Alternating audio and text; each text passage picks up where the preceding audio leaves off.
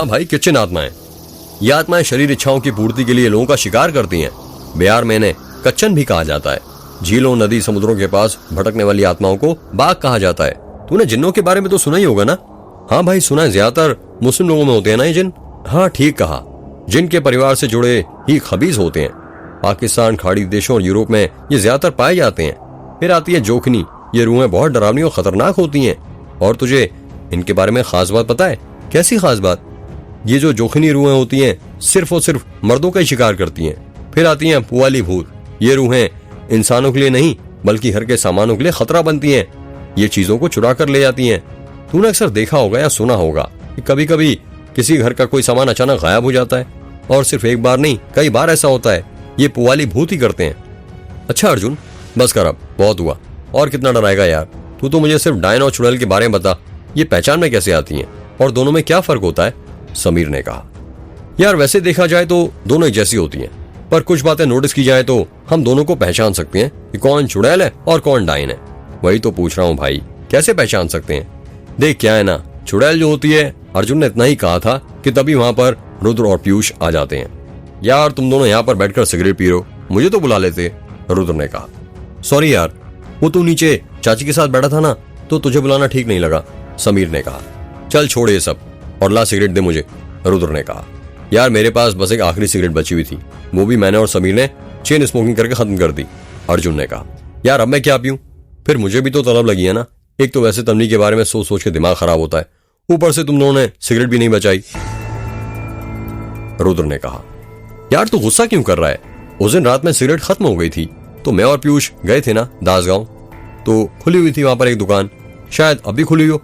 चल लेकर आते हैं, समीर ने कहा। चल लेकर आते हैं। और नीचे चाचा चाची को क्या कहेंगे कि सिगरेट की तलब लगी है, इसलिए सिगरेट लेने जा रहे हैं, रुद्र ने कहा। यार कह देंगे कुछ काम था या इंस्पेक्टर अजय ने बुला लिया था, उन्हें क्या पता चलने वाला है, वैसे भी घर में अब सब सो गए हैं, समीर ने कहा। ठीक है फिर चलते हैं, रुद्र ने कहा। कुलदीप अपने कमरे में बैठा हुआ था और अपने मोबाइल में तन्वी की फोटो देख रहा था। फोटो के अंदर तन्वी खड़ी हुई थी और हंस रही थी। कुलदीप की आंखों में तन्वी के लिए अश्क साफ साफ देखे जा सकते थे। तुम कहां चली गई तन्वी? तुम कहां हो? कुछ तो बताओ, कुलदीप ने खुद से कहा।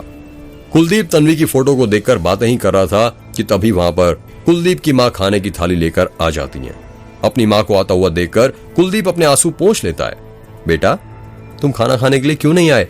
बाहर तुम्हारे पापा कब से तुम्हारा इंतजार कर रहे थे, खाना खाने के लिए, ठकुराइन ने कहा। मां मेरा मन नहीं है, आप खा लीजिए। बेटा ऐसे कैसे मन नहीं है, खाना तो खाना पड़ेगा। मां मैंने कहा ना मेरा मन नहीं है, आप खा लीजिए। मैं कैसे खा लूं बेटा, भला कभी औलाद को भूखा रखकर माँ का पेट भरा है क्या? माँ भूखी भी सो जाए तो उसे चल जाएगा, पर अपनी औलाद को वो कभी भूखा नहीं सुला सकती। मुझे पता है तू तन्वी को लेकर परेशान है ना, पर बेटा तू फिक्र मत कर, वो जल्दी ही मिल जाएगी। कब मिलेगी माँ?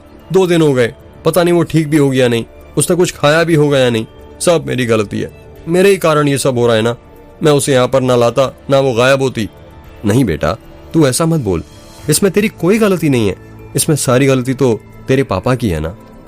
उन्होंने वो पाप किया ना होता तो ये सब ना होता।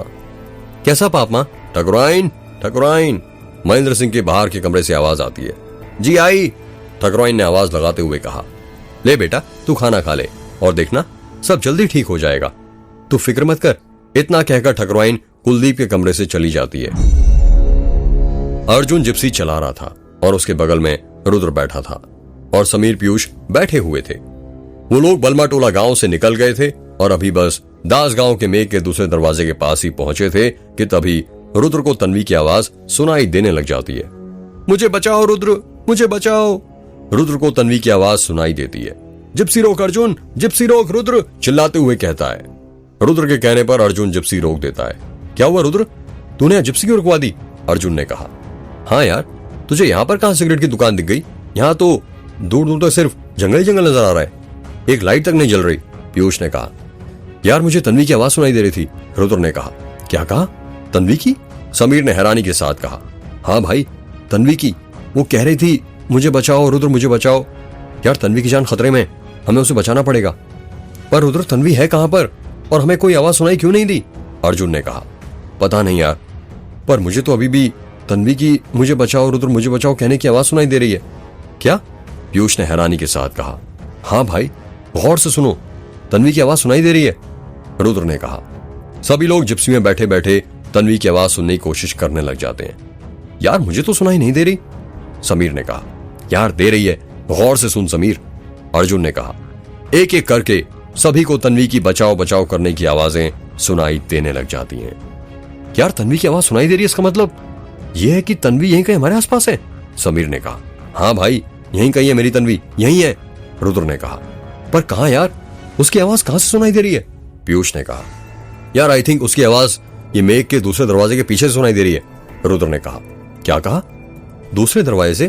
पर इसके अंदर तो मेघ की चुड़ैल है ना, और यदि ये दरवाजा खुल गया तो सुनाई वो पूरी तरह आजाद हो जाएगी और फिर वो दास गांव के लोगों का भी शिकार करना शुरू कर देगी, अर्जुन ने कहा। यार शिकार करना है तो करने दो, पर मैं अपनी तन्वी को बचा कर रहूंगा, मैं उसे ऐसे मरता हुआ नहीं छोड़ सकता। इतना कहकर रुद्र जिप्सी में से उतरता है और मेघ के दूसरे दरवाजे के पास जाने लगता है। रुद्र के पीछे पीछे ही सब लोग उतर जाते हैं और उसके पीछे जाने लगते हैं। तोड़ दूंगा आज मैं दरवाजा अपनी तन्वी के लिए, मुझे कोई चुड़ैल वुड़ैल से डर नहीं लगता, इतना कहकर रुद्र जोर से मेघ के दरवाजे में लात मारता है। रुद्र तू ये क्या कर रहा है रुद्र, ऐसा मत कर, समीर ने कहा। सभी लोग रुद्र को रोकने लगते हैं लेकिन वो नहीं रुकता। वो अपना जमीन पर से बड़ा सा पत्थर उठाता है और उसे उठाकर दरवाजे के पास जाने लगता है। रुक रुद्र, ये तू क्या कर रहा है? यदि दरवाजा खुल गया तो वो चुड़ैल बाहर आ जाएगी। रुद्र रुक जा, ऐसा मत कर वरना सब बर्बाद हो जाएगा, पीयूष ने चिल्लाते हुए कहा।